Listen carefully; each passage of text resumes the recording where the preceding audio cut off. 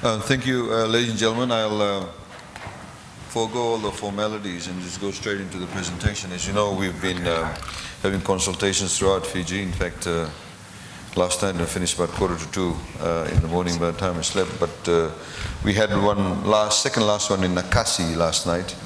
And in the morning we had Nasori, and the last one is in Ra tomorrow morning. And essentially, what we've seen, a lot of people are hungry for information. They don't know exactly the issues surrounding tourism. They don't know about debt. They don't know about foreign reserves, etc. So we always put together, a slideshow to tell them what the facts are, and indeed what are some of the things that we are thinking about when we are formulating the budget. There are a number of challenges for us, and the point that we made is that a budget is not only about the next 1 year. It's, in certain respects, at a time like this, it is about the next 1 year, but it's also about the next 5, 10, 15 years. You have to have the building blocks put in place. Unfortunately, a lot of analysis is only done on a yearly basis. At a time when you have higher rates of inflation, you have to be able to address that issue, but you also have to be able to say, well, what are the allocations or what are the policies you want to put in place that will address some fundamental long-term strategic goals. So Andre's probably talked to you a lot about this. You can see that our GDP contracted by 17% over here. We lost about $4 billion in foreign reserves. Tax collection, maybe I'll stand over here. Tax collection were halved overnight by 50%. Halved is of course 15%, 50%, but 4.6 billion GDP lost, 17.2% contraction in the economy, which is losing about $4.6 billion. Over 100,000 Fijians became unemployed or in reduced hours. If you see the other countries, we put together all the tourism-based countries here. If you look at Maldives, St. Lucia, most of these are Caribbean countries. Maldives, of course, is in the Indian Ocean. Barbados, St. Kitts, Nevis, Bahamas, these are big tourism countries, much smaller than us, but large numbers of tourists go to their countries. They also contracted quite significantly. So we took a huge hit. It's the largest contraction we've ever had in Fijian history. I don't know about the pre-independence days, but surely it has not been this bad as far as the records show. However, we did provide $500 million in income support. What did we do? How did we do it? And why did we did that was obviously, I'll talk about that later. 9 years of straight growth. A lot of people undervalue this growth and make a bit of fun of it, but actually it's the longest period of consecutive growth we've had in Fiji, which meant, of course, that the economy did grow, the GDP did grow. We see a lot more cars on the roads and a lot more people employed, lowest unemployment rate in about 20 years, about 4.5%. So it was very significant. And of course, the COVID had a huge hit. We are expecting a growth of about 12.4% this year, the revised growth rates, because we're starting off obviously from a lower base, but essentially because we opened up on the 1st of December. As we tell members of the public that we would not have been in that position if we did not have no jab, no job policy. If we did not, for example, have a requirement that you will only get the 360 if you are vaccinated. I can show you the graph, which I should actually. I don't have it with me, but the vaccination rate was fairly steady and low. The moment we said for you to get 360, it spiked. To be vaccinated, you need to get 360, you need to be vaccinated, it just spiked. So that was one of the tools we actually employed. And we had to do that because we knew money does incentivize a lot of Fijians. I suppose anywhere in the world. We had raffles, lotteries and what have you. So that obviously helped us open the borders. And the message we have for general members of the public, vaccination is not only about you being safe, your family members being safe, your community being safe, but also how other people view you. If I'm an Australian and Fiji still had a vaccination rate of about 50%, I probably would not want to come. That's the basics of it. A lot of people, for example, even in the Pacific recently, somebody said, they had to go to Solomon's, but I'm not going to go because they've got a very low rate of vaccination. So it's how people view you, the perception of it. We expect to, I don't know where the numbers dropped off. We expect to grow about 8-9% here, and then about 5-6%. So, you can see the numbers. I'm sure Andre will have spoken to you about this. The actual numbers dropped quite significantly. This is about 32,000 people we had last year, tourists. We expect to go up to about 470-odd thousand, 90-odd thousand this year. The major source market, of course, Australians, 90% of pre-COVID levels for the month of May. Kiwis are next. As you know, they just opened up fairly recently. June, July bookings look good. So, we're looking at about 12.4%, as I mentioned, 9.2% in 2023, and 5% in 2024. These are the revised figures. ANZ, of course, is a lot more buoyant about it. They're predicting 22% growth this year. For the first time, I hope ANZ is right. This is a big challenge at the moment, inflation, all over the world, of course, and also for us. Highly, significant. Before the Russia-Ukraine war, the price that landed on my desk for fertilizer, because we do subsidize fertilizer for sugarcane farmers. A bag of fertilizer cost $45.65 before the pandemic. The price that landed, and of that $20 is paid by the sugarcane farmer, $25.65 is paid by us. We subsidize. Before the Russia-Ukraine war, the price that landed on the desk was $80 a bag. The farmer ain't gonna pay more than $20, so we pay $60. If you see in the revised budget, there's an allocation for fertilizer increase.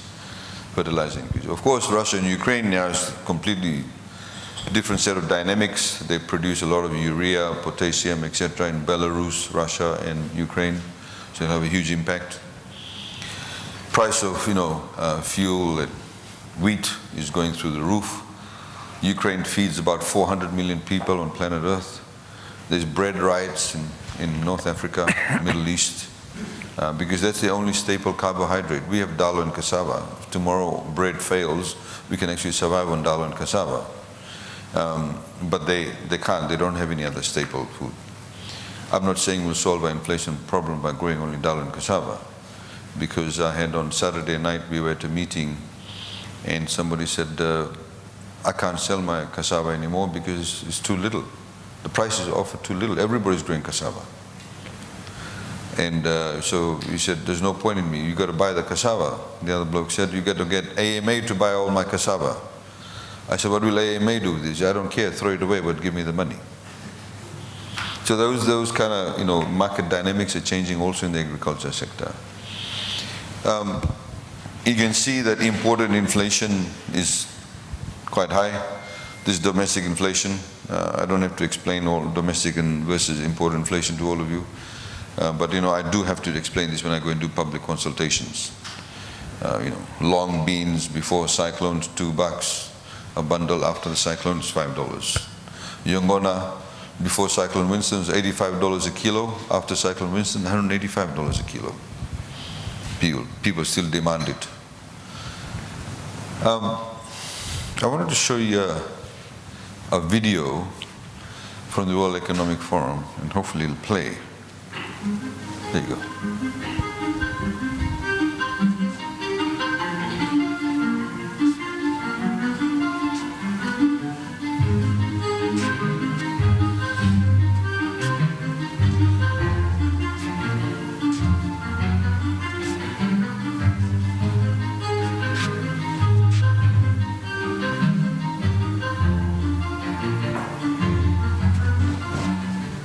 Previously, we were buying the package 140. For now, it's 180. For the salad, we used to buy around 180 per liter, but for now, 300 shillings, it's really tough for us.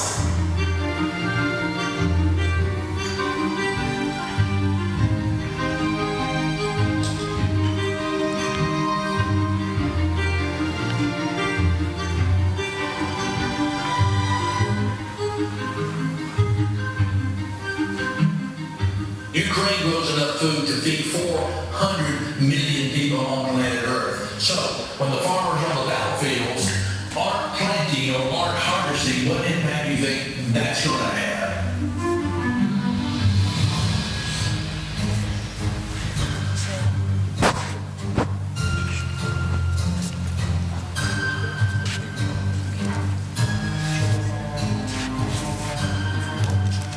You've got a catastrophe knocking and looming on the door for the fall. There will be not price issue, but a supply issue, availability of food for people around the world, and that will be a catastrophe on top of a catastrophe.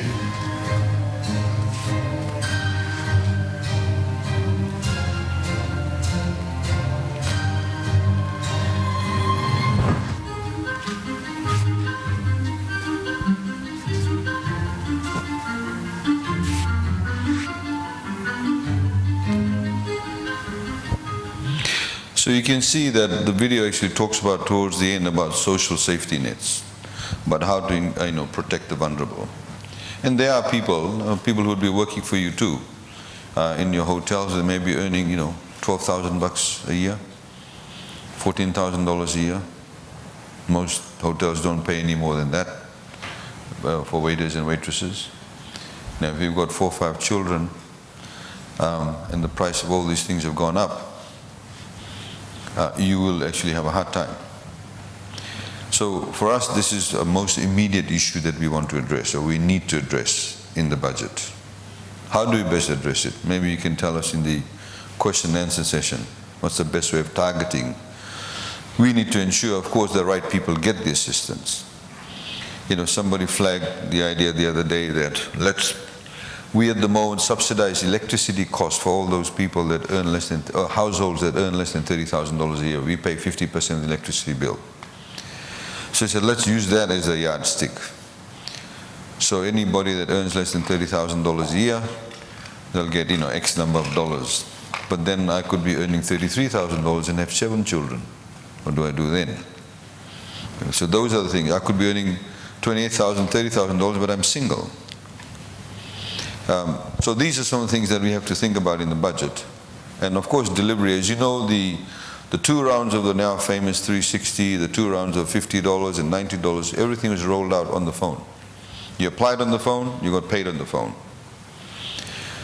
I think a lot of people also don't realize the enormous strides that have been made in that space. The next video I want to show you is from Sri Lanka. Of course, 2 academics recently in Fiji got it completely wrong. Comparing us to Sri Lanka. There's last week Dimit Fernando, who gave a talk at RBF, showed how we are worlds apart from Sri Lanka. But which is quite obvious. But the point is that this goes to show that during the pandemic, if people did not take any strategic decisions, what could have been the impact of not taking those strategic decisions? I'm talking fundamentally about things like making sure that your foreign reserves are stable. Nearly everything we eat, everything we use, as I said to the budget consultations, all of you are wearing clothes. Some of it may be sewn in Fiji, but all the fabric comes from overseas. The floor that I'm walking on, the carpet, the mic I'm holding, everything is imported. So you need to have good, healthy levels of foreign reserves. How do you maintain foreign reserves when you lost $4 billion in foreign reserves, when your borders have shut down? We did have a bit of a increase in agriculture last year, the highest we've exported in agricultural produce, but that's not big enough to make a large dent or even a medium-sized dent in the balance of trade. Let's see what happened in Sri Lanka. Helping put food on the table, community kitchens like this are starting up around Sri Lanka as people struggle with its worst economic crisis in more than 70 years. Food inflation has hit nearly 60%, and many people are finding it difficult to cope. Most of these communities who are coming today or been coming are surviving through meals. So we are giving them the responsibility of surviving one meal and just saying, right, we will support you with one meal, but a good healthy meal. Few now get to eat this well. It's very difficult. We rarely get food like this. Only my husband is working, but what he earns for a day is not enough to feed the 3 of us now. Tax cuts 3 years ago slashed government revenue by more than $2 billion. The tourism industry was then damaged by the Easter bombings and the pandemic. Now there is no money to import fuel, medicine, cooking gas or food. Right now, actually, our main focuses are on food banks, on community kitchens, and again, low to medium term community gardens and home gardens. Because we can give rations, but it's very short term. The government is appealing for help. We urgently require the assistance of our friends in the international community to ensure that our immediate needs in terms of the importation of essential medicine, food supply, and fuel are met. India and China have sent food and medicine in recent days. The opposition says the government has weakened the economy through populist policies and mismanagement. A nationwide campaign dubbed Quota Go Home has been running for 2 months, calling on the president to resign. The government is seeking a loan package from the International Monetary Fund or IMF. Critics say it will take too long, even if agreed, and people need action now. Tens of thousands of Sri Lankans are going hungry amid the country's worst economic crisis in decades. Community kitchens like this can only feed a fraction of them. Minal Fernandez, Al Jazeera, Colombo. If you look at the inflation rates in these countries, they speak for themselves. US is 8.5, UK 9.1, Japan is 1.2, it's the lowest. These are major trading partners. We're sitting around about 5%. At the moment, we expect it to go slightly higher than that. New Zealand is about 6.9. You can see the FAO, the price index, they do a tracking. You can see how the prices have increased quite significantly in these areas, in food price, cereal price, meat, oils. Sugar, unfortunately for us, is not that high. You can see sugar has always been the lowest. And in fact, went down quite significantly, just sort of climbed them back up slowly. So if we had a huge price increase for sugar, we could have got some better money for it, but we're not. Unfortunately, all the others are rising.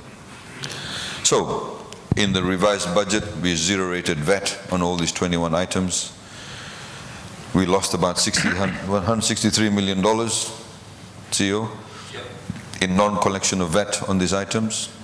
So we took a hit on the face of it in the bottom line, but we had to do this. Otherwise, ordinary citizens would be paying 9% more.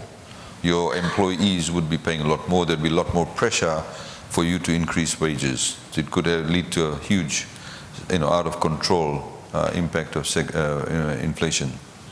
If you look at all of these items, that's grown and made in Fiji. Flour comes from wheat, which is imported. Most of the rice you eat is imported. A lot of canned fish is imported. Cooking oil is 100% imported. Potato, onion, garlic, baby milk, powdered milk, all imported, 100%. Powdered milk is packaged here under different brands. Liquid milk, most of it is imported. Dal imported, tea imported, salt imported. Soap, some is made here, raw ingredients from overseas. Soap powder, toilet paper, some made here. Sanitary pads for women, all made overseas. Toothpaste, kerosene, cooking gas. So these are basic items in a household that you require. And you can see about 95% of it all is imported. We are told by shipping companies that freight costs should come down by September, October. China has opened a lot more, so a lot more containers are available now. And they reckon it'll have a positive impact in terms of freight costs. Put into perspective, container before pandemic cost $5,500 from New Zealand. Now it's what, $16,500 from New Zealand. So that's obviously those costs will get passed on. So what have we done so far? I mean, as I said, many people I think don't appreciate the fact that the Fijian dollar has not been devalued. If it was devalued, it would have been enormous negative impact. You could have said, well, make our tourism attractive. Well, actually no, because your input costs would have gone significantly higher. And it goes to show the macroeconomic stability. Despite banks doing a provisioning of over $100 million, none of the banks have shut down. Banks are still lending. Some, of course, have made money also in this period. We provided $500 million in livelihood support, about $432 million directly in terms of giving out cash, and the rest is we're paying all the market vendors' fees for the whole financial year from last year till the end of this year, 31st July. If you're a fisherman, you apply for a fishing license, we pay for the license fees. If you want to go and get your birth certificate, we pay for your birth certificate. We pay municipal councils the money. If you are going to a private doctor, now there's a whole list of private doctors now. They're part of this PPP scheme that we have, in that many people could not afford to go and see a private doctor, so they would go to the public health system. So wait, even for a minor, cut on the hand, they would go and wait for 2-3 hours because a lot of people queued up. We started getting the private doctors involved last year because we didn't want people ending up in the public health system just for some minor ailment. They could catch COVID. So we now expanded it. So I can go and see a private practitioner. I can get a nebulizer, blood test, urine test, cholesterol, kidney, liver checkups, all of those things. Even if they have the ECG machine, if they have one, we pay for all of that. Not a single cent does the consumer pay, does the citizen pay. There's a whole list of doctors now in the Suva, Nosori, Nakasi area. Every single town in Fiji now has at least one GP that they can go to for free. We are working very closely with Fiji Care. They've in fact provided to us their services ex gratia for the past 1 year because they're in the business of doing reconciliations with GPs, etc. So they're actually quite good with us. In fact, they are the ones who helped us tweak the Care Fiji app. We got the source code from the Singaporean government, we tweaked it, and they helped us put it together and funded that. We've also provided concessional financing to MSMEs, the $200 million where we pay the interest rate for the first 2 years. They start doing all the repayments and principal and interest in the third year. We have also, of course, in respect of taxation, you know about that. ECAL's gone, departure tax reduced from 200 to 100. Stamp duties have gone completely. No more STT, no more business license requirements, unless, of course, you need certain regulatory approvals, like if you're selling cooked food, you need the health inspectors, etc., to come and give a certificate for them. But to start a business, you just simply start your business. So all those, incentives we put in place. What is really interesting, as we mentioned that, as I mentioned in Parliament presenting the budget previously, the pandemic kind of gave us an opportunity to start off on a clean slate. If we had suggested under normal circumstances to get rid of certain taxes like this, I think a lot of resistance from people working at FRCS and other policymakers and bureaucrats, but this was an opportunity to actually start on a clean slate. Now, there's a lot of people, and in fact, it should become a bit of a norm in Fiji for everybody to talk about debt without understanding debt. It speaks for itself. I don't need to sort of take you through that. New Zealand, normally a very low debt, driven country. Debt to GDP ratio is 28%. After the pandemic, went up to 52, nearly doubled. All the countries, Australia 42 to 62. New Zealand was quite significant, 42 to 62. Fiji went up from 46 to 80%. And all the other countries, you can see the debt to GDP ratios. I mean, Japan was already to over 200%. Nobody says that these countries are in trouble. Our debt to GDP ratio is quite low. A lot of people forget also that since 2016, we've had 14 cyclones. Cyclone Winston wiped off 1/3 of the value of our GDP in 36 hours. We had a $500 billion rebuild. We've spent about $220 million in just rebuilding schools. Most schools in Fiji, well, in fact, only about 10 schools in Fiji are government-owned. ACS, QVS, RKS, Lambasa College, Natambua. Every other single school is owned by a private organization or community organization. But when the schools get damaged, we have to go and build a Methodist school, the Sanatan school, the Catholic school, the Muslim League school, 7-day school, any community-based school, we have to build it. Even though the asset is not owned by us, we have to build it. That's an expectation. Teachers' quarters, etc. So notwithstanding that, we still had a debt to GDP ratio of 46%. And the reason why it was because our GDP also grew significantly. It almost doubled in about 7 to 8 years. We've never had that level of expansion of our GDP in such a short period of time. So, like I said, all these countries, Maldives, Singapore, etc., Maldives went through the roof. Maldives gets over 1 million tourists a year. Quite significantly, they get a lot of tourists from China, Russia, Ukraine actually, and Europe, in Maldives. Again, this is to highlight the point, even though in dollar terms, nominal value of the debt increased, as a percent of GDP it decreased because of the fact that the economy grew. The richer you are, you can borrow a bit more, essentially. And if you are borrowing money to connect people to electricity, build more roads. I mean, I was in Vanuatu last week on the top part of Vanuatu. I mean, I found it quite, frankly, disgusting that these people don't even have any roads.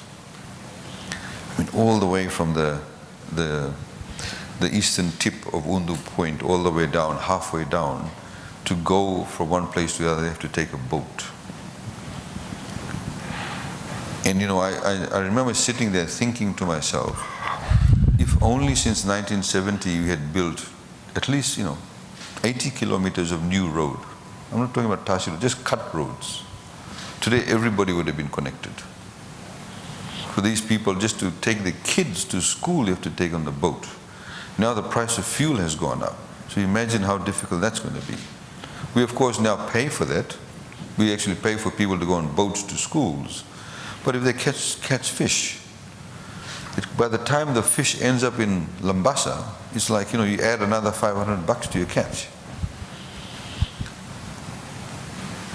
So, as I've explained also in the public consultations, that when people talk about debt, there are two things you've got to look at. One, of course, is why are you borrowing? As a government, why are you borrowing money? If you're going to borrow money to build some nice big convention center that's going to be used only 5 times a year, that's stupid use of money. If you're going to connect people to electricity to increase their productive capacity, connect them, then obviously that's good use of money, good use of debt. And the second thing is, how much is the debt costing you? We've borrowed in the past 2 years from the Japanese at 0.01%, 40-year term, 10-year grace period. By the time you pay that loan, you're only paying back 40%, which has got a 60% grant element. World Bank has lent to us at 0% with a 0.75% service fee. The grant element on that is about 55%. So, I mean, those are the things that obviously people need to understand. Now, unfortunately, this thing has dropped off because apparently the GPH computer is not compatible with our flash drive. This is in millions of dollars. Billions, sorry. It should be in $1 billion here. Bahamas, sorry, just Nimia, what's the... Somebody, you got the guys, got the figure there? Can you see it on the screen? No? Oh, it's over there. It's about 11, this is in US dollars, it's about $11 billion, the debt of Bahamas. They're sitting about $11.2 billion. We are sitting at 3.7 billion US dollars. That's our actual dollar nominal debt value, 3.7 billion US dollars. I'm afraid it's not, sorry, it's a bit of a shame. Yeah, it's dropped off. So that's, you have to take my word for it. That's 3.7 billion US dollars, sorry. Oh, shit, I need my glasses. Can you get my glasses?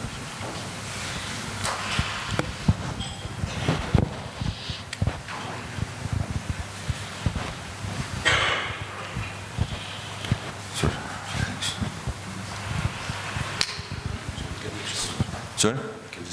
Yeah, please. Okay, here we go. So Bahamas is 11.4 billion US dollars. Mauritius is 12.2 billion US dollars. And you can see for yourself, Barbados is much smaller than us, but tourism-driven country. Maldives, we sit at 3.7 billion US dollars. It's about 8 billion Fijian dollars. I mean, all these are tourism-driven countries. These guys and girls are in a completely different league. They are in trillions of dollars. Not billions, but trillions. US is the most debt-ridden country in the world. It's $30.5 trillion US dollars. Then of course is Japan, 13 trillion, China, UK, India. Australia is about $1 trillion US. And you know, it speaks for itself. So this is billion, this is trillion. Most people who talk about debt in Fiji, the recent advocates of high debt levels in Fiji, don't understand this at all, frankly. The fundamental issue, as you saw in Sri Lanka, is that you need to have enough foreign reserves if you're going to be able to pay your debt. Depending, of course, is how much of your debt is offshore debt and how much of it is onshore. Before the pandemic, we normally borrowed 70% onshore, plus or minus 5%, 30% from offshore. Because of course we don't want foreign currency exposure. Now, so you know, the FNPFs of the world, the BSPs and others of the world, and insurance companies, they buy a bond, they trade in bills, etc. And they make money from it too. So we have 70% of that onshore. When the pandemic came, we knew that it would have a huge impact on our foreign reserves. So we changed the permutation, we changed it to say we'll borrow more from offshore. And when you are able to get more offshore funding, in particular what we call World Bank IDA funding, which is 0%, then it's better to borrow from offshore. Because it not only gives you access to cheaper finance, but it means you get more new money coming in, foreign money coming in, so it boosts your foreign reserves. There is a 2 or 3 pronged approach. And this is precisely what I was talking about. So our foreign reserves currently sit at $3 billion. International benchmark is that you should have at least 3 months worth of foreign reserves to be able to trade, 3 months of trading. 2010 we had 1.3 billion, we could do 4.7 months worth of trading. As you can see over here, even though we had 2 billion, it was only 4.5 months of trading. Why? Because the economy was going at full throttle. So you had a lot of people doing construction, building factories, warehouses, a lot of sort of demand or machinery. It's all imported. So obviously there's pressure on your foreign reserves. It's a good thing, you're doing a lot of construction, but it means that you have a lower sort of months of trading. So we're sitting at 3 billion, 8.4. You see over here, 2.2 billion, but 7.2 months of trading. Why? Because the economy slowed down significantly. So you have, that months of foreign trading. Liquidity, of course, is one can argue we're flush with liquidity at the moment. And again, this is direct result of us borrowing from offshore. And the thinking behind that is that when the economy, because we need the economy to open up at some stage, that when the economy opens up, people need access to funds. People will start rebuilding, etc. So they need cheaper access to funds. The access to funds should be a lot more cheaper. So 5.6, I know large companies are borrowing at about 4%, but the general market rate is 5.6%. We hope the governor can talk to them more and so they can even bring it down even further. But that's a direct result. I mean, you can see 2010, 348 million, interest rate of 7.4%. It's interesting, just when we go to the general public, most of you understand this, but to explain to them that banks make money from money. They don't like to see money in their bank accounts, they like to have money lent to you, of course, as long as you pay them back.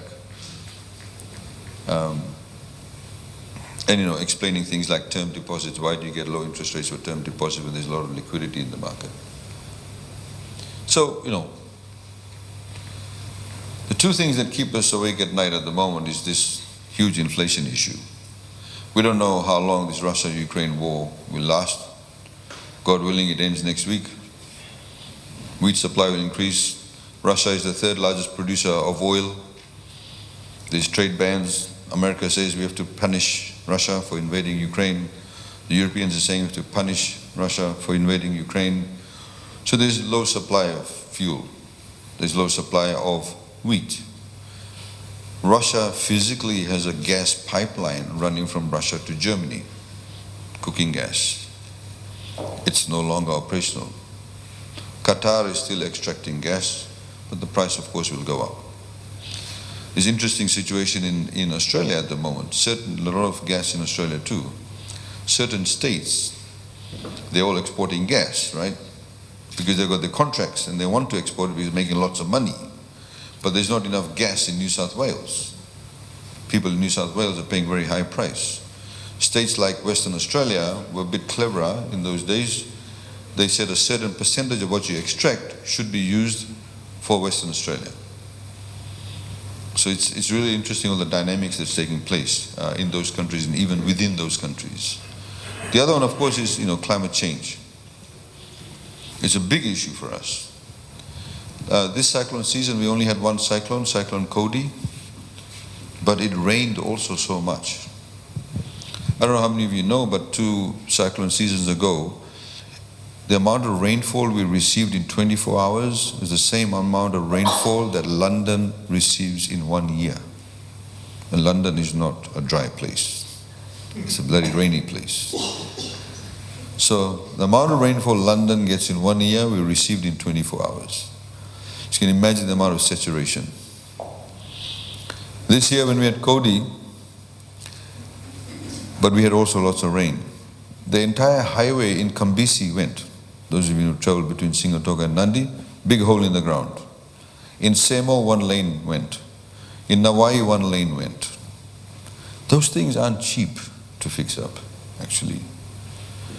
A lot of places inland, you see the Irish crossings gone, kids can't get to school, buses can't run because it's out of the, out of your eyesight, certainly. You don't travel on those roads, but those people actually travel on those roads. We have to fix that up. So what do we do when that happens? So we have a electrification program for a particular area. We said, no, sorry, we're not going to do that. We have to divert your funds from there to fix up this climate change issue. We will be resealing a particular road. Sorry, we've got to stop that. We've got to do something else now. It's an emergency. That's essentially what we do. We reallocate funds.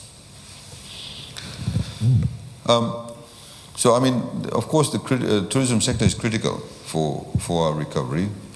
We have been trying to diversify, had a number of projects in respect of diversification of the Fijian economy even before the pandemic. One sector that's grown quite significantly is the BPO sector. Sorry, let me see, where is it? So, yeah, the BPO sector has grown quite significantly, 3,000 new jobs during the COVID period. We have in the budget allocated, last year's budget allocated about $200,000 or $250,000 to the BPO Council. Late last year I had a meeting with a number of Australian investors. I think it's facilitated by Investment Fiji, who currently have BPO outlets in Philippines, trying to encourage them to move to Fiji. Telstra should be formally taking over Digicel next week. Fingers crossed if the Papua New Guineans come to the party. We all set, we've given them their license. We've been ready for the past 2 months. But once that happens, we've also had discussions with Telstra, the CEO and various other people. Telstra does a lot of outsourcing work for them to move their operations to Fiji. And they're quite keen to do that. The Australians are also partnering with us with the BPO Council. One of their consultants has predicted that there is potential to have 100,000 jobs, Fijian jobs, in the next 10 years in the BPO sector. TFL is running a fiber optic cable from Savu to Lambasa because we've landed a submarine cable in Savu. We like the Vanuatu people to stay in Vanuatu. We want more people from Viti Levu to go to Vanuatu. There's a lot of land, a lot of resources available. The cost structure is actually a lot more attractive in places, compared to places like Suva Nasori corridor. We believe the COVID recovery has to be private sector led. We will provide that stability. We will continue to invest, for example, in education, in infrastructure, etc. Adoption of new technology and skill sets obviously is a critical issue. Policy consistency is critically important. Stability in government policies is very important. I cannot explain to you how critically important it is, in particular when you talk to your development partners, when you talk to IMFs of the world and the World Banks of the world and the ADBs of the world. You make one small slip, you get that bad rating, you won't get access to those funds. If they don't feel confident in your policies, you can kiss certain things goodbye. So it's interesting, like I mentioned over here, economic diversification. These three products grew quite significantly in the past 1 year. Huge demand for ginger now, Fijian ginger, Fijian turmeric. I did not know this, but we have a lot of wild turmeric growing in Nanronga, Navosa, up in the hills, and in Vanuatu too. It's got a particular level of potency apparently, which is highly attractive. So that's the new superfood. Things like, unfortunately in Fiji we have, over the past number of decades, viewed everything from an ethnic perspective. So things like moringa, which is what Fiji people in Fiji call sajan, is a superfood. It's highly sought after. But we never developed those areas. We don't even have an orchard of breadfruit. There's no breadfruit orchard. There's no avocado, kiwi, mango orchard even, actually. Yeah, but very little. Productivity is not that great. It's not large scale commercial stuff. Jackfruit, Qatar, Utoni, India. The name itself is bloody ethnic. So, if you go to other countries, it's, those things are seen commercially. Our agriculture did not see these things as commercially. Now, suddenly there's superfood and we're kind of trying to play catch up. That's been one of the fundamental issues. Of course, the other thing with agriculture is that you could lease government land or crown land, e-tauke land, for tourism, residential, commercial, industrial, for 99 years. But for agriculture, only 30 years. That's why people like Anil Patel at New World did not do large-scale commercial farming. Because he can't go to the bank and use it as collateral. Right? So people go running off to FDB, a lot more pressure on FDB. There used to be in the National Bank of Fiji days crop liens that BSP inherited, I remember. I don't think they do that anymore. So the commercial agriculture has not really grown. Now, of course, the law has been amended a few years ago that you can actually get, for agriculture purposes, 99-year leases. Very, very, very low rate of mechanization in the agriculture sector. Very manual driven. Only recently, 5-6 years ago, we started bringing in cane harvesters. Somebody brings in a cane harvester, we contribute 1/3, FDB gives a loan. So there's mechanization. We currently have areas in Ra and Tavua and various other in Lambasa. There's not enough cane cutters because not all the terrain can have the cane harvesters going on the sides of the slopes. So you need manually to cut the cane. Nobody wants to cut cane. We use prisoners to cut cane. We pay them, but we need to use prisoners. So the entire focus of the population is also changing. Average age of a cane farmer is 59 years. People have access to mobile phones. We have over 600,000 Facebook accounts, genuine ones. So, people's priorities are changing. And in terms of what type of work they want to do, we've also seen, of course, huge pressure from Australia. Recently, there was advertisements in the local newspapers that certain agents were looking for chefs with more than 3 years' experience, offering about 80 to 120,000 Australian dollars a year. You're going to work in far-flung places like Perth and other places, you can get lots of money. So if all our chefs leave, who's going to cook our food for our tourists? Right. Teachers, we lost a lot of teachers. I understand we're losing some accountants too. Shortage of accountants in Australia. But we're losing a lot of teachers actually, math, science, physics teachers. Of course, there's things like fruit pickers. There's people in, I know certain people, they came to my house the other day, they were doing, course in aged care services. because there's a shortage of aged care providers in Australia, aging population.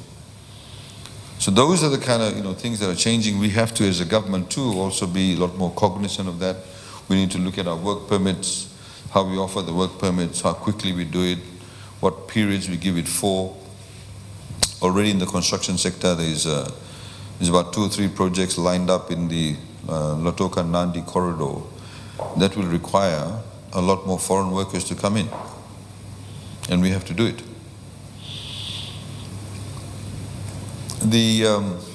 We continue to look at our SOE divestment or looking at some new ways of delivering service better. We are rolling out, in fact it was supposed to be done last week Friday, but this week hopefully we're rolling out a reform in the civil service. And this is something that some of you take for granted, that when a member of the public comes to a counter at an office or rings up somebody, to teach civil servants to say Mr. and Ms. or Sir or Madam. Basic thing like that we have to teach, because the culture of service in the civil service is not there. Some ministries are better than others, some departments are better than others, but we have to roll that out.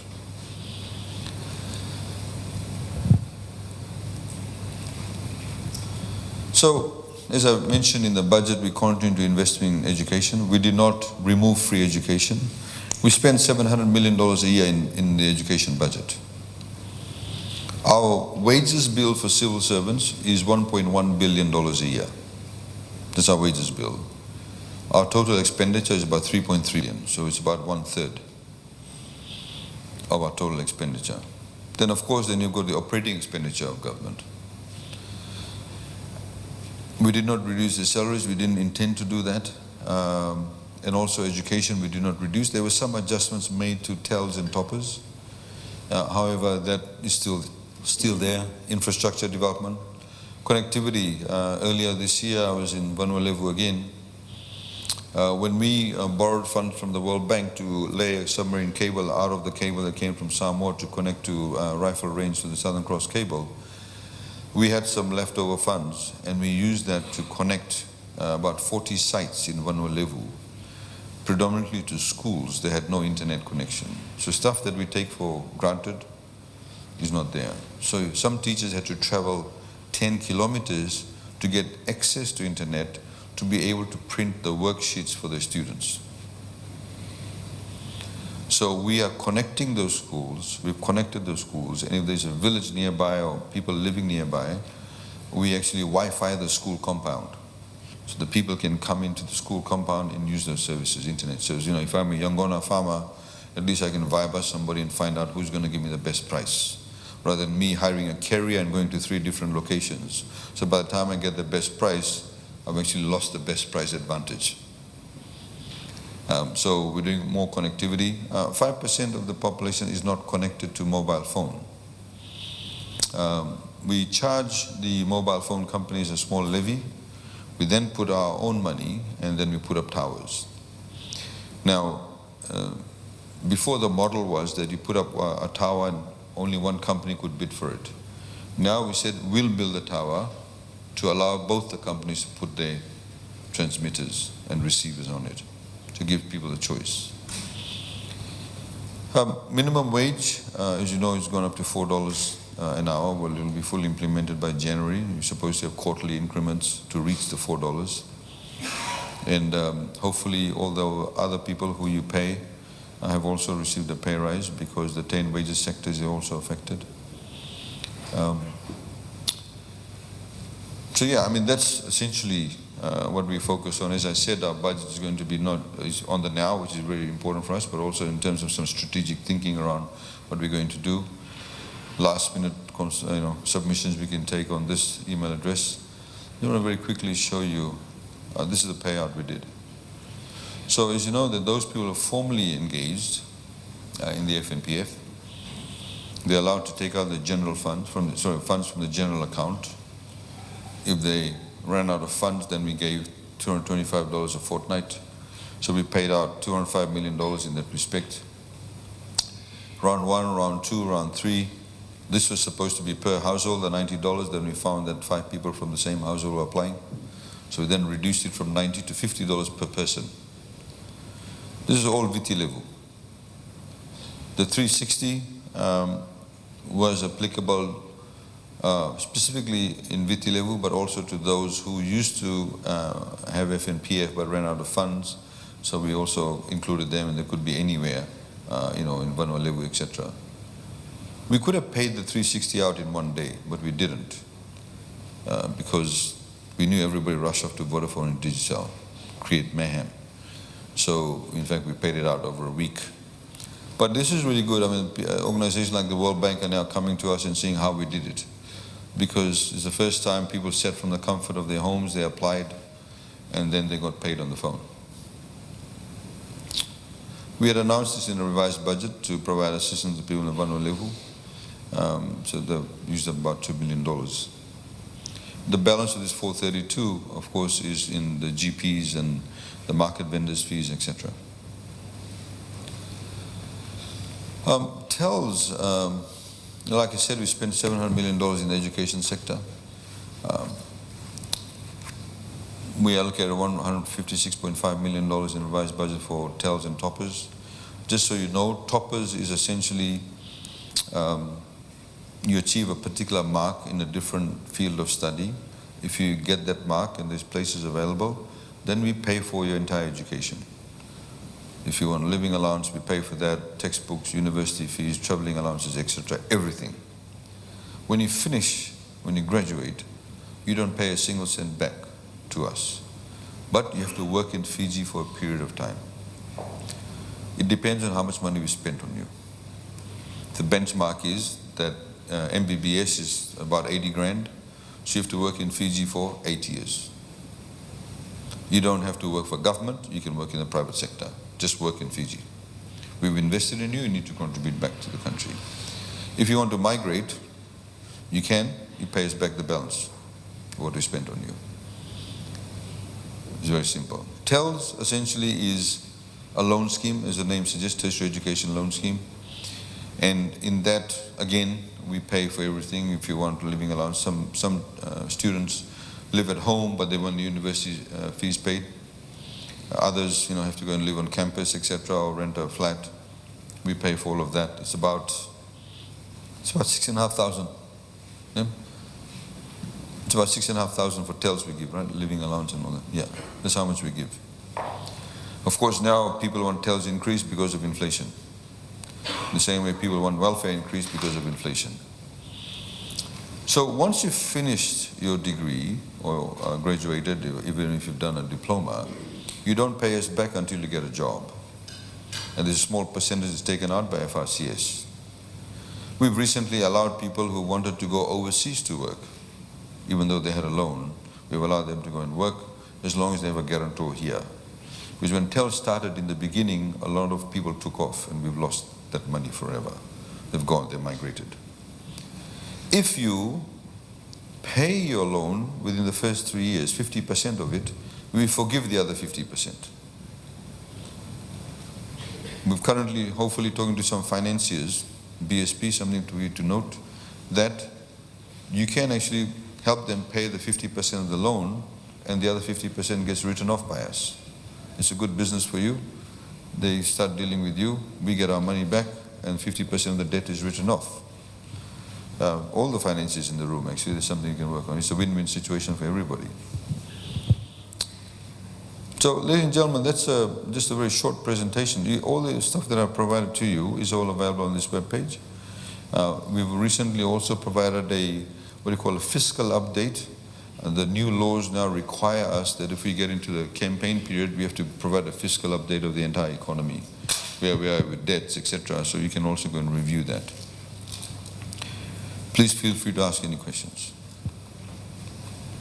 Step there and some form, where we get a 30 days as opposed to a short period of stay. Because the next step would be to have the ability to then convert that into a long stay quite quickly. Because we do, that's the biggest problem. Everybody's talking about skills and labor supply. We're losing our people and we need to bring some back. No, we have to fix that up.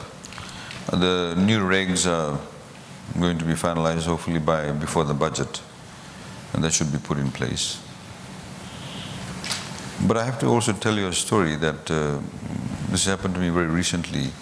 A few weeks ago, I was going to be picked up by my wife outside my office, so I went and stood outside Golden Dragon in the night time. It was about 8 p.m. I was waiting for her to pick me up, and then I had 4 guys who walked past me, and they said, you know, we are Bangladeshi workers. We were told that we'll get paid $3.45 an hour when we come to Fiji. We're now being paid $3 an hour. We don't get paid overtime. We don't get paid meal allowance. We have to find our own transportation. Some of them worked in Navua and they lived in Suva.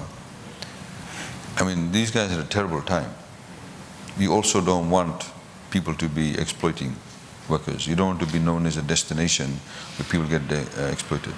We had one situation where, it was actually not a very good situation. This person in Nosori brought in people from Bangladesh, typical of what you read in the media, took away their passports. They're kind of beholden to him day and night. And then it was a human trafficking case actually. And so they had to be witnesses. So they remained in Fiji. But the law said, because your sponsor no longer is sponsoring you, so therefore you don't have a work permit. So, but the authorities wanted them to stay in Fiji, to be witnesses in this trial. But they couldn't work. But they didn't cater for them. So they were actually going around begging for food. I met a few of them outside the mosque in Turek. They said, you know, we don't have food today. There was about 12 of them living in like a 2-bedroom house. So, you know, we spoke to immigration and said, look, at least give these guys the opportunity to work. But the law was very limiting. It was very limited in their ability to do that, to cater for such a situation, because when the law was originally drafted, it did not envisage human trafficking. Right? So a lot of things have changed, of course. So those, I mean, we need to be mindful of that also. You know, we've had people, you know, on construction sites say to us, look, you know, they'll come and whisper to you and say, you know, they're not paying us. So I hope, you know, that it's a responsibility of the private sector to make sure, you know, through your various organizations, FCEF and Chamber of Commerce and everybody else, to make sure that we don't exploit the people who come to Fiji. We don't want to be known as a destination for that. I think the are different categories of work permits. One, of course, is the business men and women who travel, want to come and, you know, very easily do stuff here. But then you have those people like the construction workers. So there needs to be some rules around that also. I think there needs to be also flexibility, because I was talking to somebody yesterday who said that, you know, I brought in some workers under my permit and now they've jumped ship and gone to another company. So the question is, do we allow that? So if I'm brought in by company X to work on the construction site, and then company Y comes along and sees how good I am and offers me another 50 cents more an hour. Because remember, a lot of these guys who actually come to Fiji have mortgaged their entire family house and property and everything, pay some agent $10,000, $20,000 US to get to Fiji. You only get to see when they arrive in Fiji. You don't know what's actually happening behind the scenes. We have ratified the Convention on Protection of Migrant Workers. Frankly, we need to bolster up the law in that area too. So those are the kind of things you have to be cognizant about also. Because we can see, I mean, like, you know, in Melbourne, I think a week and a half ago, the waiting time at the public hospital was 24 hours. Shortage of nurses. So very soon they'll be poaching our nurses. No, we were talking to somebody yesterday. At one Rewanga Health Center, they lost 5 or 6 nurses, one go. They've gone overseas. So some of them are going to the Middle East. Some of them going probably to Australia and New Zealand very soon. I know the English are taking Indian nurses. So there's a whole sort of shift we can see globally. And we are very much part of that too. And how best do we react to that, you know, is critically important.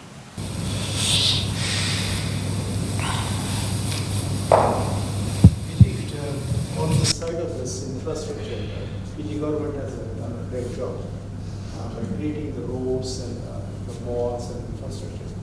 Have you ever thought of increasing the immigration?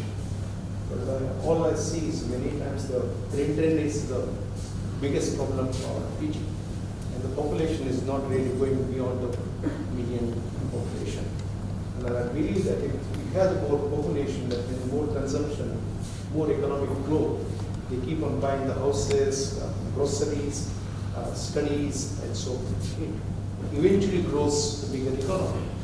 So as we see that the example of the New Zealand, where they used to have a 4 million population at one point of time, and they have grown up, and then the property sector has really jumped up hugely. We may consider having the quota system for immigration, where we can choose which segment, which profession we can import the people from here. No, you're absolutely right. Can you imagine suggesting that in an election year? Expatriates like you and Mark and Saud, who's now become a Fijian, when they get appointed, we have the opposition making xenophobic statements. We have the political will, but other people in Fiji don't have the political will. They're very racist, actually, and very xenophobic. They don't look at economy from a non-ethnic lens. Right? That's a fundamental problem. But most definitely, I mean, we need to grow the population size. Because we do need consumption. You do need to have a healthy number of people to be able to have some level of domestic robustness, right? So you don't actually get all these sort of shocks just because something happens overseas. I mean, of course, you know, if the amount of people that migrated, if they had stayed in Fiji, it would be over 1 million people by now. I suppose the saving grace, but it may take some time, is that 70% of the population is below the age of 40, 65% of the population below the age of 35. So when you have a young population, biologically speaking, you'll make more babies. It's a fact. So when we do plan our policies, in the same Japan, you go to a supermarket, there's a 75-year-old packing your groceries for you. Because the demographic is so completely the other way around. So their policies are different. I mean, the Japanese ambassador, every time we meet, he says, when are you going to do the retirement village? The Japanese want to escape the winter. And you know, I didn't want to go too much detail. FNPF, Aspen, keep on telling them that as a government, we made a policy decision to have the PPP, the medical field, in Lautoka because they've got a bit more land. Supposed to build a new wing as part of the deal. And in that wing, they're going to build a learning operating theater. There's not a single doctor in Fiji that can do open heart surgery. If one of us has a heart attack now, God forbid, but if we do, not a single Fijian doctor can carry out open heart surgery. No investments in the medical field in terms of personnel. The salaries they were paid were pittance. People are discriminated against, people left. The top heart surgeon in New Zealand is from Lambasa. He's a well-known surgeon in New Zealand. He's from Lambasa, actually. So those people could have been in Fiji. So, you know, what's actually happening is that we need to be able to ensure, of course, we have the right people.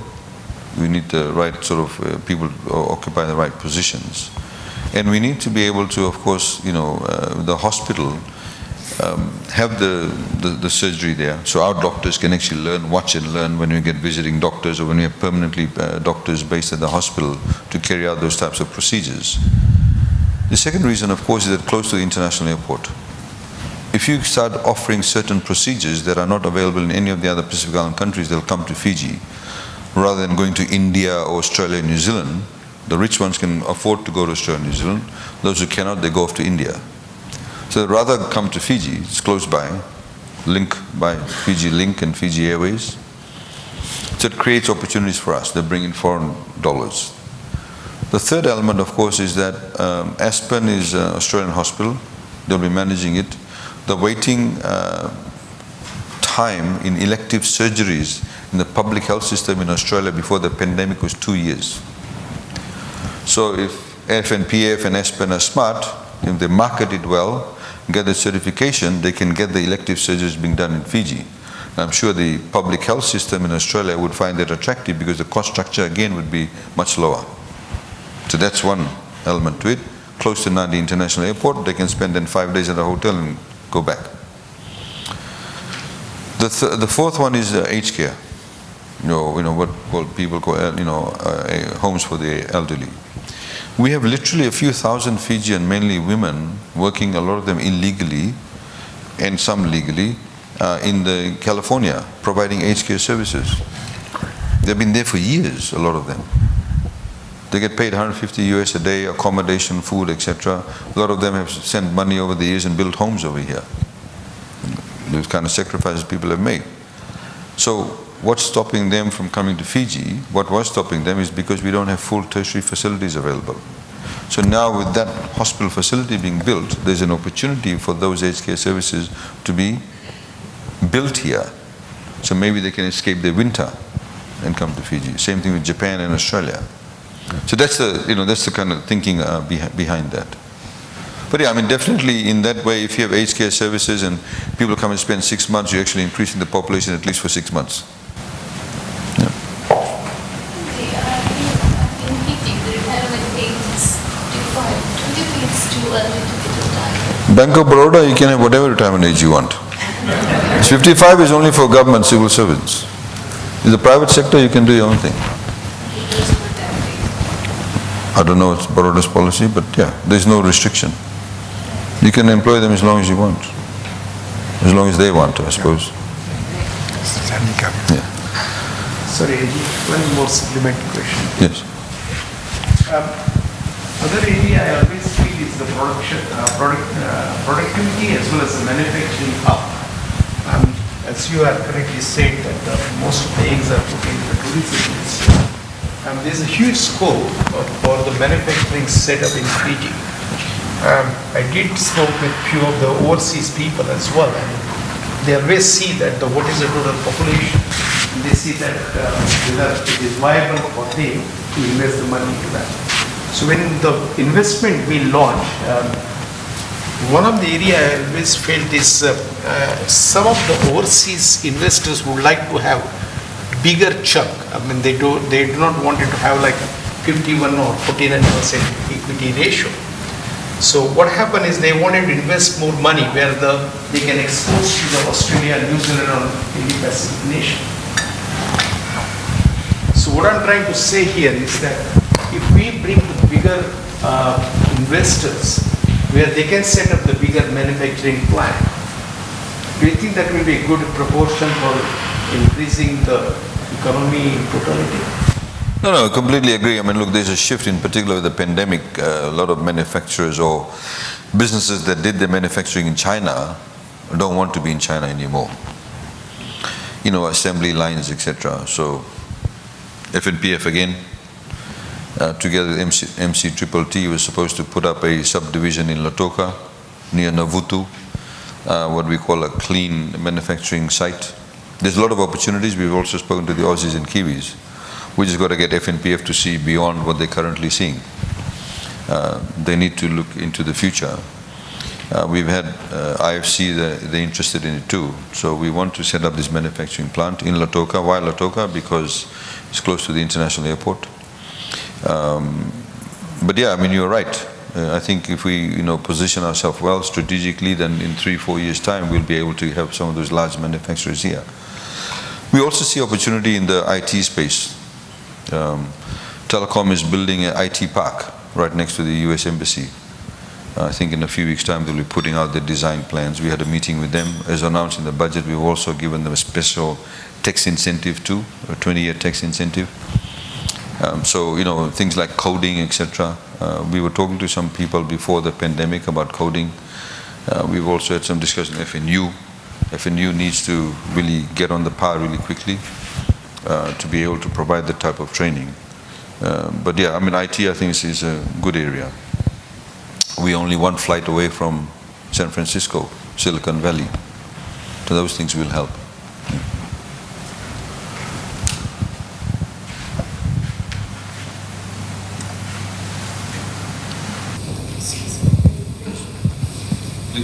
Sorry, just sort of building on the point you mentioned on IT. I think one of the points I was discussing with a colleague the other day is probably to sort of build on that and also support BPOs, our internet speed.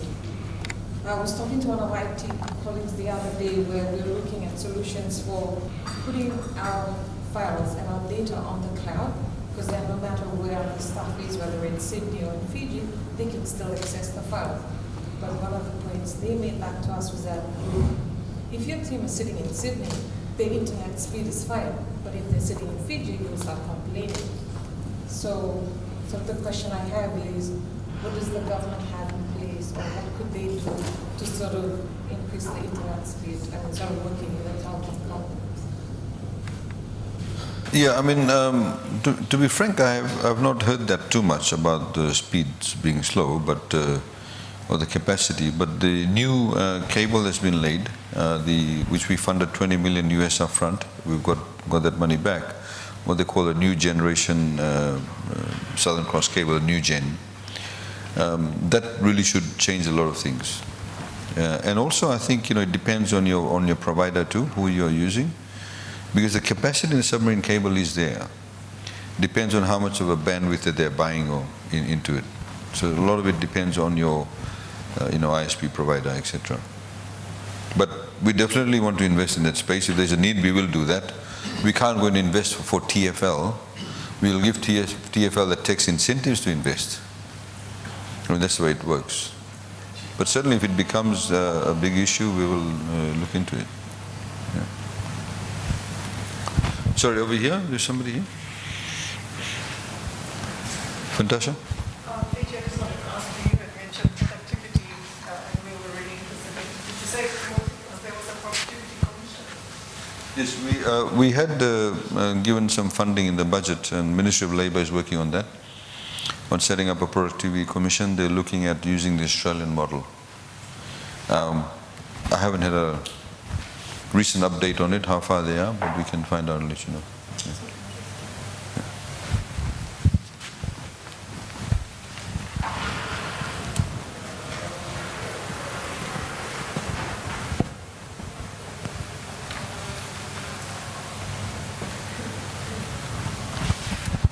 You got any questions for Mark?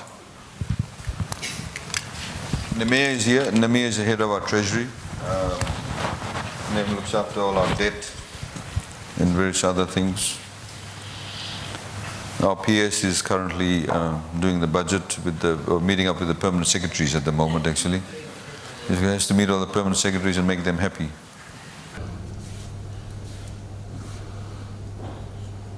Sure. Just a question for Mark. Lanka Airport, as you know, we operate our business, Fiji Airways. It's a 24 hours operation. But at the moment when the hours when the flight comes in is beyond 5 p.m., we get charged overtime for the hours that FRC puts in. So is there any opportunity for sort of FRCS and biosecurity to sort of operate 24 hours? Well, the very quick answer is yes. What we've been doing at FRCS is ramping up our services at the border since January. So we are playing a bit of catch up, but we approved an extra 35 positions just last month. We're growing an extra 10 positions to go into Missouri for when it opens. So we'll be responsive to the market. We acknowledge that Fiji Airways have done an amazing job. So I think all of the other supporting agencies, whether it's biosecurity, whether it's immigration, whether it's FRCS, we need to work with you and make sure that the experience passengers get when they come into Nandi and leave Nandi is as seamless and quick as it can be. So we're ramping up our staffing. We're certainly talking to immigration about other things like how quickly we can scan the passports. And I think that Team Fiji approach that Fiji Airways took with health and other, that's taught us that that's what we need to do. So biosecurity, Fiji Airports, FRCS, all working together to try and make sure that we don't slow down your ability to service our tourism sector. She doesn't want to pay overtime. You're charging them over. That's the main issue. It's not about seamless service. They don't want to pay overtime. She's doing her job. That's the gist of the question. You're apparently charging them overtime. No, basically, we'll have a look at that. So if I might as well, I might just add, the AG mentioned obviously that We actually took a bit of a hit on the budget, at $160 million for those 21 zero-rated items, about $56 million for the subsidy on fuel over a course of 12 months. Despite that, our forecast for the rest of the year was a growth in forecast to just over 1.7 billion. Pleased to say that the June numbers were fantastic, significantly above, $60 million above where we were at last year, and 15 million above our new forecast. So, you know, they're really strong indicators. We'll put this in the media later today, but really strong indicators that the broad economy is responding very positively post-COVID. Thanks. So biosecurity is going to charge overtime? Yeah, thank you. We also working alongside FRCs, and we have to maintain our resources here. Overtime. That's what they want to know. We have very far. Yeah, don't charge overtime. They don't. Yeah, they don't charge overtime. See, already got a discount.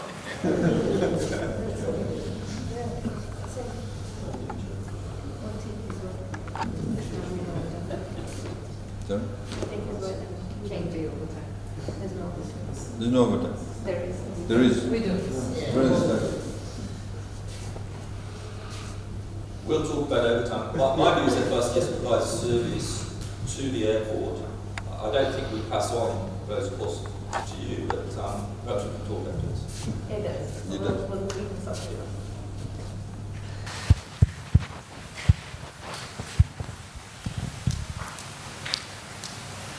Any more discount kind of submissions? Not a discount on AG, but this is for biosecurity again. And this is to do with agriculture and export. The fumigation setup for farmers to bring their produce to get fumigated for export is currently a really challenging process. It's outsourced, I understand, and maybe 1 or 2 facilities at the most. So there's a lot of congestion, and it is really expensive for farmers to get their produce fumigated prior to export. So it's something that I think biosecurity need to look at if we want to help the farmers out and increase the exports. And the second thing, again, to do with agriculture is, and you spoke about, superfoods, you spoke about turmeric. We cannot certify anything organic in Fiji because we don't have the personnel here to certify anything organic, or it's either done through Singapore or Australia. It's a very expensive exercise for someone to get something certified to export as organic or as a superfood. So we have to bring personnel in. The farmers have to pay for it, and it's expensive. So that's something we need to look at, to have trained personnel here who can, or Fijians who can certify something as being organic. Yeah, thank you once again. Maybe in terms of the treatment facility, we do have a hybrid data facility at this also that caters for the treatment of fruit flies, commodities, used for your research. These are only few commodities. Other commodities, they don't require any specific treatment. So they are just picked at the pick house, processed, inspected, and they are certified. They go straight to the airport and then out it goes. In terms of expanding in the treatment area, we're looking at a irrigation facility in Fiji, setting up. This is a discussion that is going on with the agencies internally, and we're hoping to facilities in Fiji, so that we can increase the scope of our provision exporter. Any timelines? Timeline in terms of setting up irrigation facility, we are currently reviewing the legislation. We have this set up in Fiji. So we have submitted a proposal at the board level, and we're hoping by next week.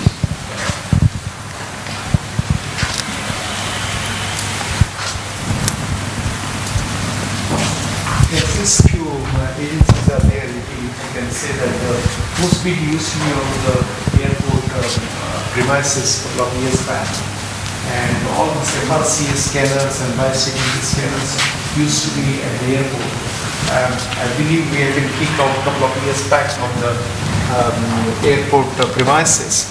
And now a lot of customers are complaining, and then the FRCS get into the problem, biosecurity, and so their CAP audits are also saying that it is not good judgment to put the post Fiji outside the airport vicinity. So the man sitting next to me is, we are going to him very soon allowing FRCS market and biosecurity and customs, so that we would like to come back to the airport. That's for the security purpose as well as I believe Mark would like to sit on to that one. I think it makes a lot of sense to move the coastal facility back into the confines of the airport. That's the strongest. Thank you. Might be able to afford it. I was going to say, make sure you pay the right rent. Yeah, absolutely. You said it for me. Yeah. You have to pay the rent. You can't get it for free. The airport used to be the cheapest real estate, ironically, a number of years back. Rent was more expensive in Namaka. People are putting warehouses at the airport. Normally, airports is the most expensive real estate. But in Fiji, it was the other way around. So you have to pay to be at the airport. But we'd like you to be there.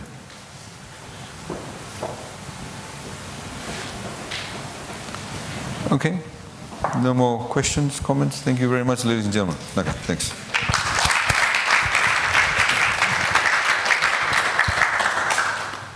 AG, thank you very much. I'm sure you all agree this was very informative, and the opportunity to be able to ask the AG questions, we appreciate it very much. So we give the AG another big round of applause.